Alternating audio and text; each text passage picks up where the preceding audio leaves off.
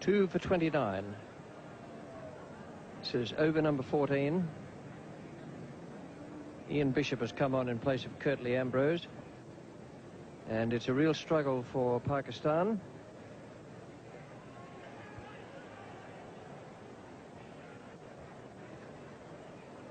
The bowling figures, Marshall 6 overs, 1 for 11. Here's the first ball from Ian Bishop.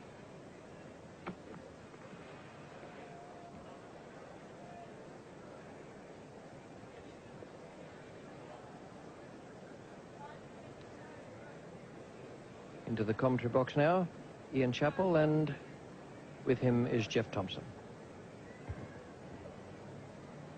Thanks, Richie. And well, an assortment of good afternoon and good morning right around Australia. Quite a pleasant day here at the Gabba. Not so pleasant for batsmen, though, because the West Indies have made it very difficult for them in the first 15 overs.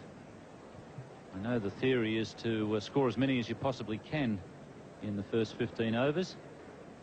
That's why the West Indies are so good at this cricket.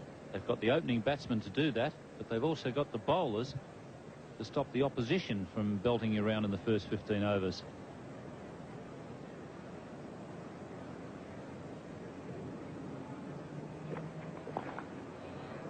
They have given a few extras away. So welcome to the commentary position to Jeffrey Thompson, a man who could bowl pretty quick himself. I guess you've been enjoying watching some of these West Indies work this summer, Tomo. Yes, Ian, good morning to everyone. No, it's been great watching them this summer. I mean, a lot of people are complaining about the West Indies bowling, but myself being a fast bowler, I've really enjoyed it because I think they're great exponents of it.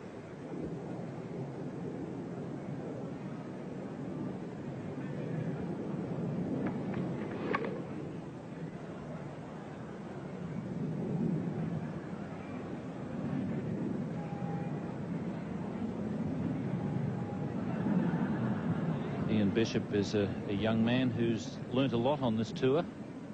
Bowled extremely well in Perth against Pakistan. Picked up 5 wickets. 5 for 27 in that match. And basically forced his way into this side through that performance.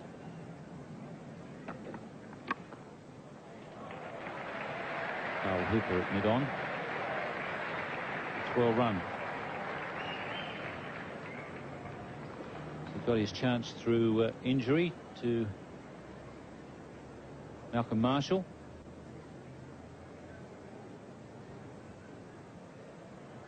He certainly made the most of it.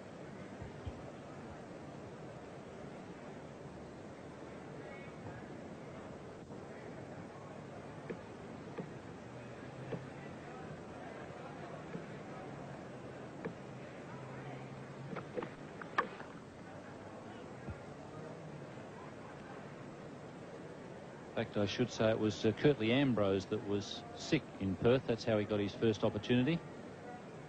At taking 5 for 27, he's been able to hold his place in the side.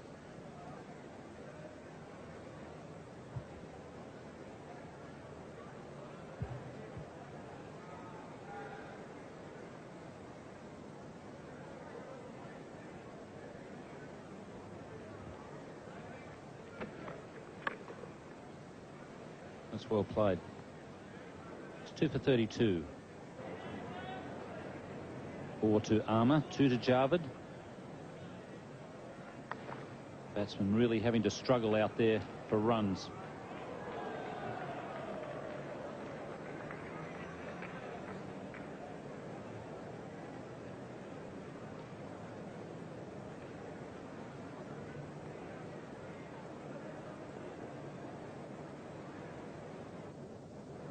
There was a big appeal from Winston Benjamin against Armour Malik in the last over. Winston Benjamin is not happy.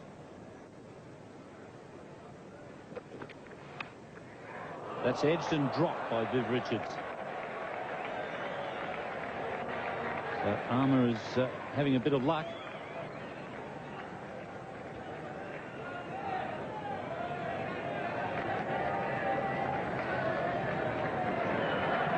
Fine delivery here from Bishop, a little bit quicker.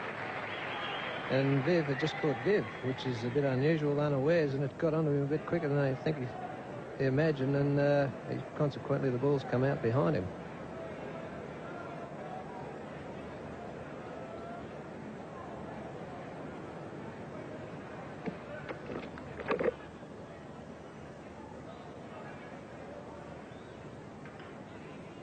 So a bit of good fortune there for Ahmed Malik, dropped by Viv Richards at first slip.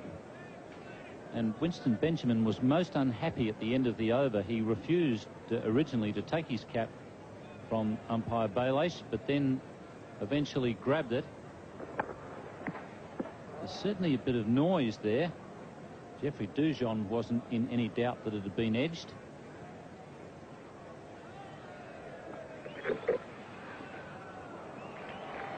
Wide pulled there by umpire Cole Timmins. Yeah, Benjamin originally refused to take his cap from umpire Baylish, and then changed his mind, went back and really snatched it from the umpire. So he obviously wasn't too thrilled about not being rewarded with a wicket.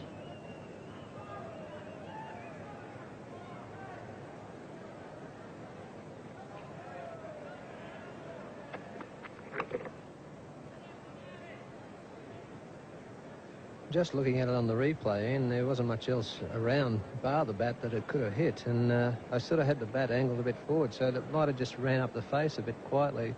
But I mean, it's hard enough for us here with slow motion replays and everything. I mean, how hard is it for the umpire out there anyway?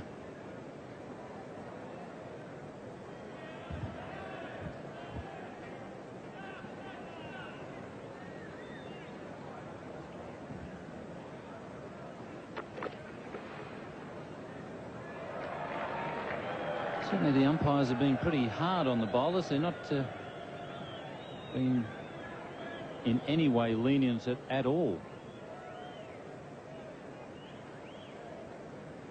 Mind you, I think that was a fair call. It was probably a couple of foot wide of the stumps. That might have been close when I was bowling in my days, but I think that was fair enough, Ian.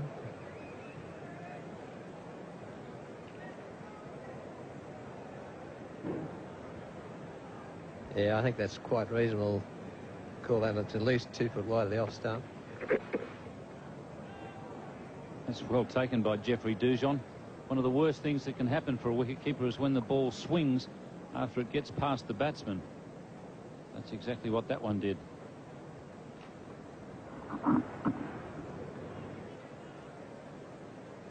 Yes, very late swing there. I think there's a bit of frustration creeping into the bowlers at these last couple of overs with a few missed dismissals.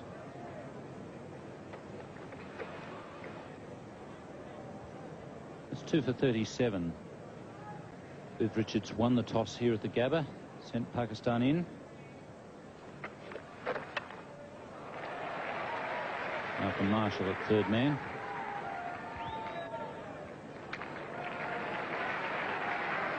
It was interesting talking to Malcolm Marshall this morning, and he said that the West Indies like playing here more than anywhere else in Australia because the outfield is so soft. There's no trouble with the legs, the ankles, and they also like the size of the ground. But he thought that the outfield was really easy on the legs for a fast bowler.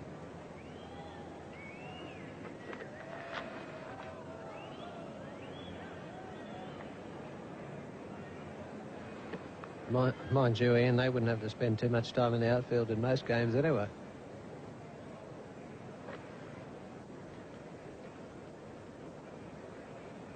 But I do agree with him, you know, on a serious note. It is a fine ground. We get a lot of rain here in summertime and a lot of growth, and it is really good on your legs when you do have a long session in the field.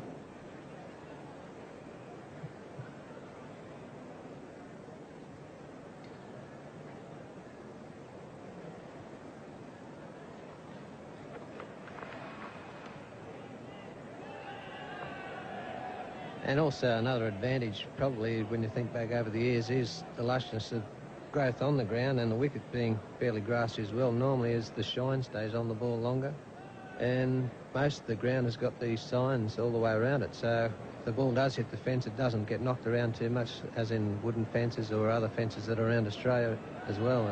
And there's no concrete gutters before them.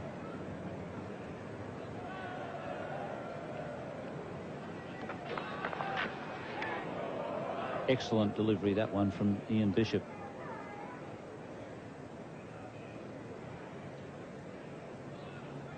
Well, the spectators are very close to the action here, and so also other photographers. Viv Jenkins is the man who shoots the cricket for the PBL publications, and if you want to have a look at any of Viv's work, you'll find it in there amongst those publications that are available this summer.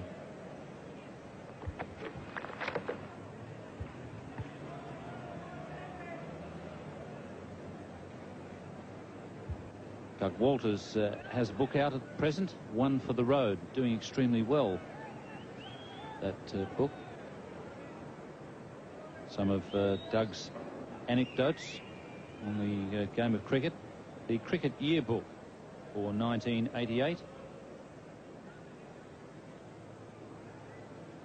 And the tour guide available at $4.95.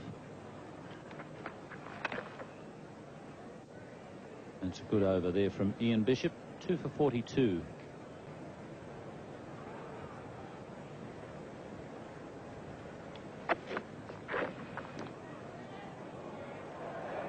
Wide signal there. They've been quite severe on the West Indies today, umpires Timmins and Baylash. It's umpire Timmins at the Stanley Street end. One pitched around about leg stump, but ended up being quite wide by the time it reached Dujon. But that's really when you measure it when it goes past the batsman. 16 wides, 4 no balls.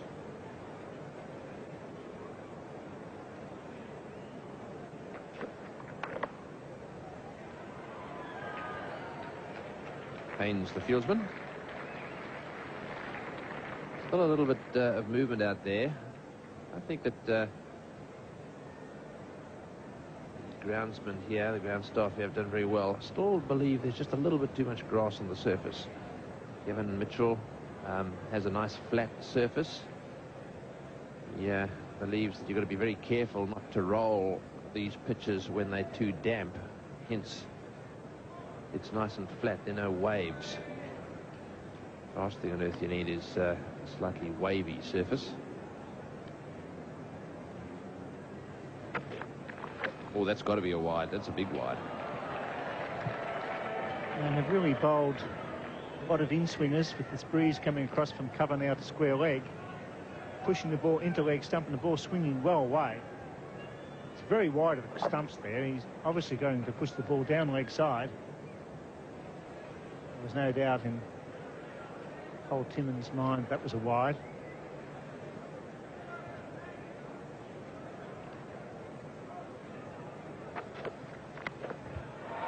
It's got away very, very quickly off the bat, and into the fence it goes again. Malik plays that shot pretty well. Anything just a little bit wide, he should perhaps go for a few more. Yes, he certainly does cut well. Bishop's not slow. He was beautifully into position. He's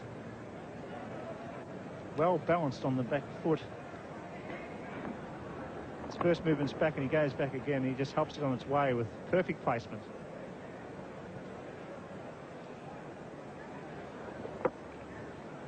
That's a beautiful shot. Wasn't very wide of third man, but hit so well. And another wide, and this could be 4. Off the fingertips there. 4 wides signalled by umpire Timmins. This is helping Pakistan.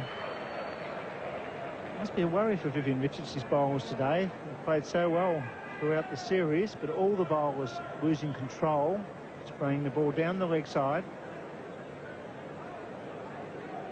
21 wide. It's unbelievable. A good, fine, warm day. It's starting out so wide, and the angle there is Dujon no chance at all.